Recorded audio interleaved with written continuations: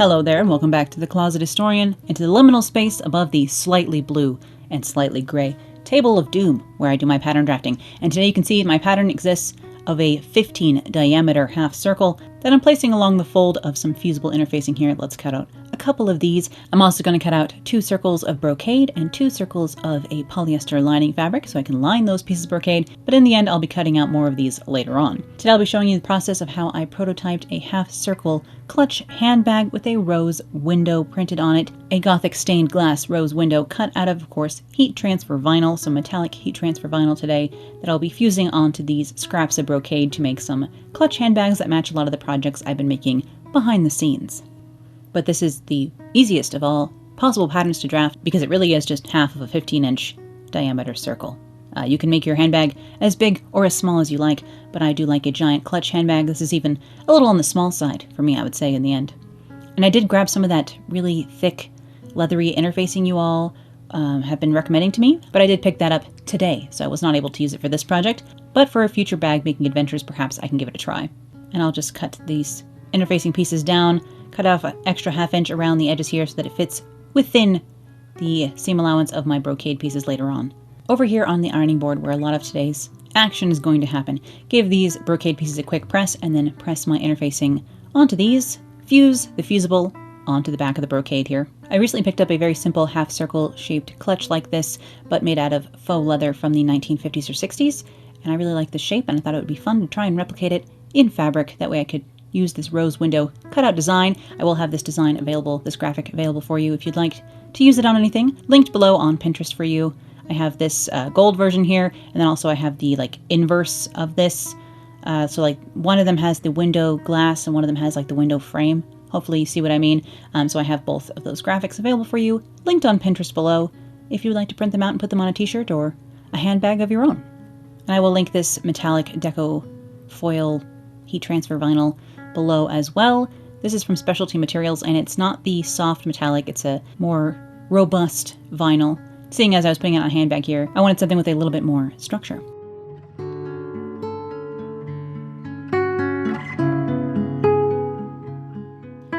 Peel off that plastic here, and we have this nice gold rose window on a handbag here. And now I just have to figure out how to make this into a crescent, half-moon sort of shape.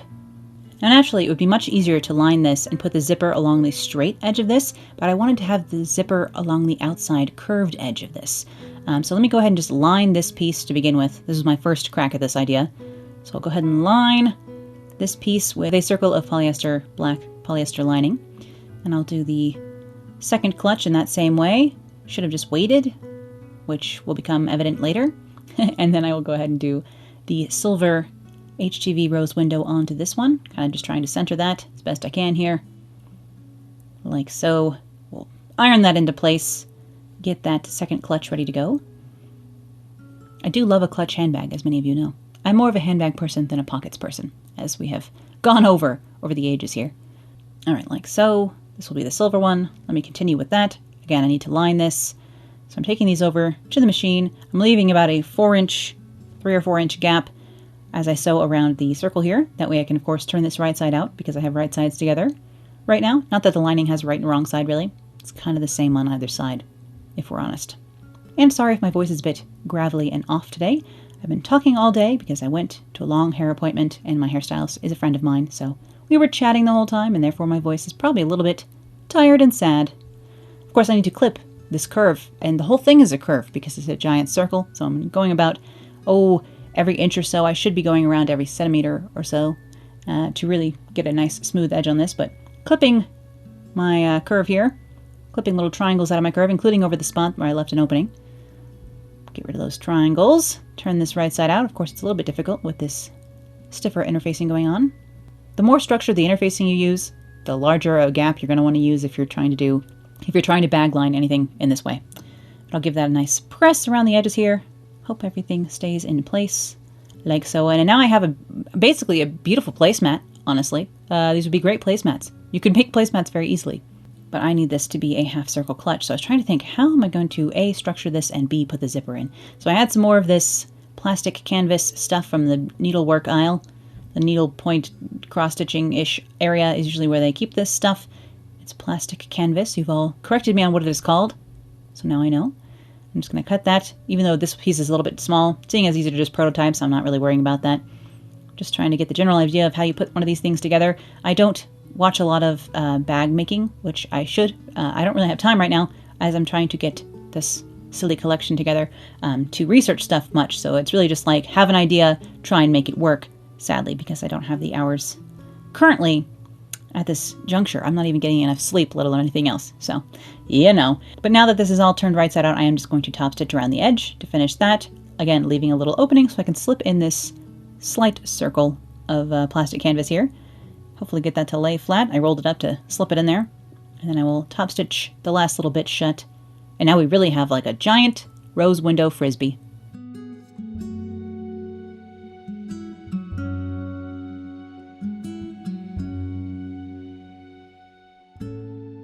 And yes, that does mean I finally got a haircut, so I can stop complaining about it.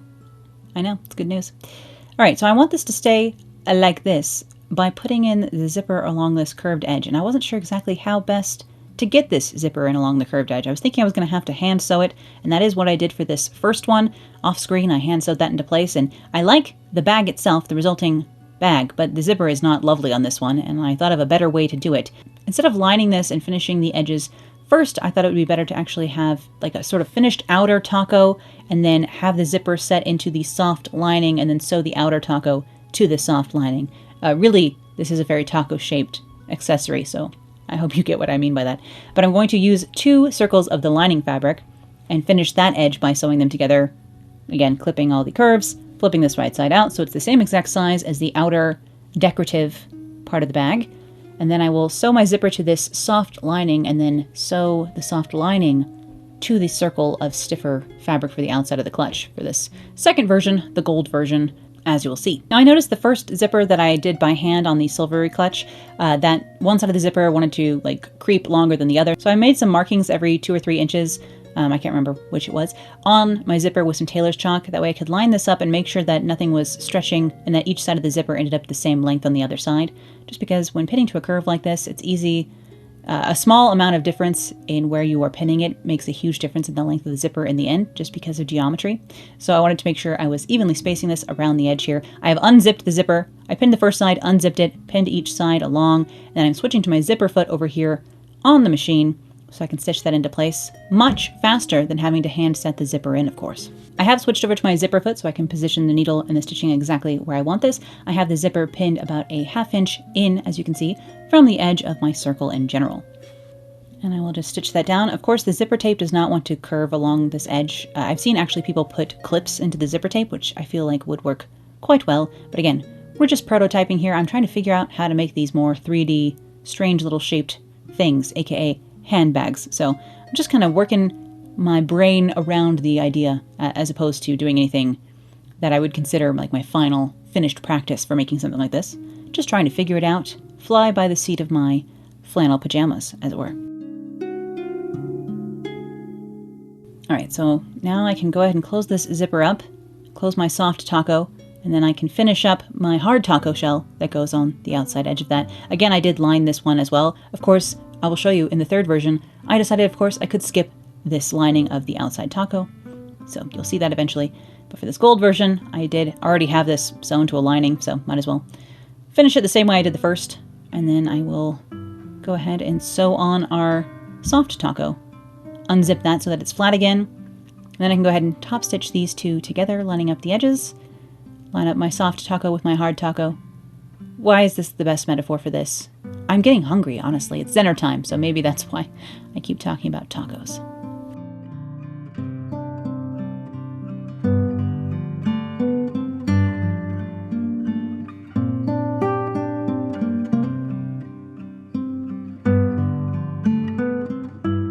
And I will stitch that over here on the machine. Again, just stitching the 2 outside edges of the circles together, since both edges are finished at this point. Nothing is raw, so that's at least good. Still not the prettiest finish for this. You could also bind something like this in a bias binding, would work well. Again, I'm going to stick a piece of canvas in here just so this holds a little bit more structure. I promise I'll try that interfacing stuff soon. I just grabbed it today. Hopefully we can make another handbag here after I finish up the other stuff I have going on. Oy. So I top stitched the first half of the outside edge, And then I realized I needed to just slip this piece of plastic canvas in there for my structure layer. So then I will sew the other half of my tacos together here.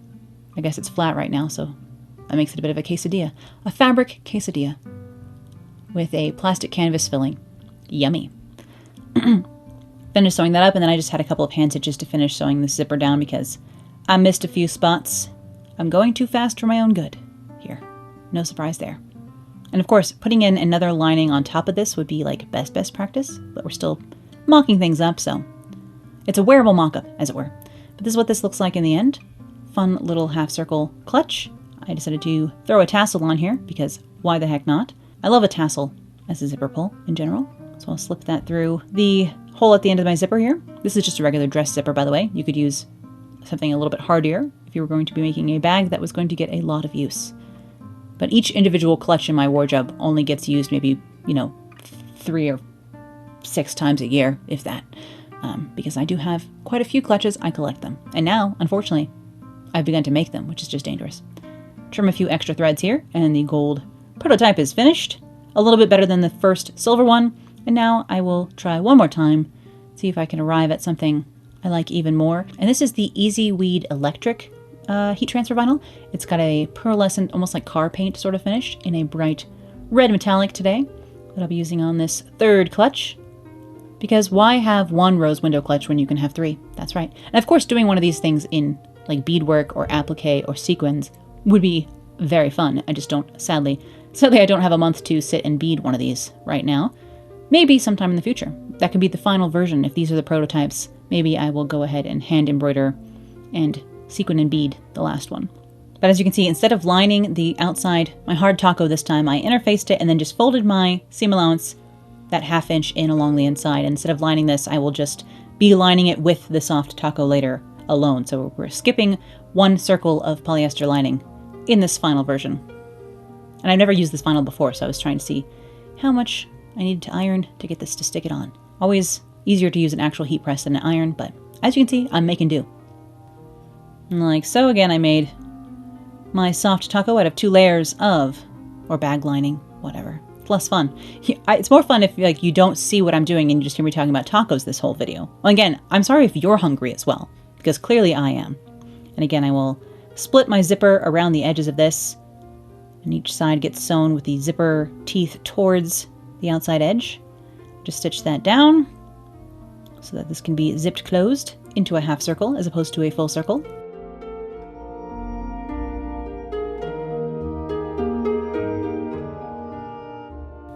Wrong side to wrong side here, and just top stitch around the edge, about 1/8 of an inch. Just using my presser foot as a guide kind of, and just stitching each edge real close together along this outside edge. This is the fastest and prettiest way of doing this I've figured out so far. It needs a little bit more brain power, and probably a little bit more brain power put to it than I have available at this current time, sadly. I need to recharge my entire systems. If I were a robot, I need to be completely in safe mode at this point, honestly. Again, sewed half of that shut, slipped in a piece of the canvas, this time one that's actually big enough to do the full circle. What an idea. And then I will go ahead and pin and stitch this last open edge as well for my final version of this rose window clutch prototyping session. And again, I will slip a tassel into the zipper as a pull here for this final red and black version. I do think these turned out quite fun, even if they are just kind of wearable mock-ups, as I figure out how to go ahead and put together more 3D objects. Thank you as always for watching today and for your patience with me. I promise I'll be back with the full mini collection and lots of sewing real soon, so I'll see you then. Bye!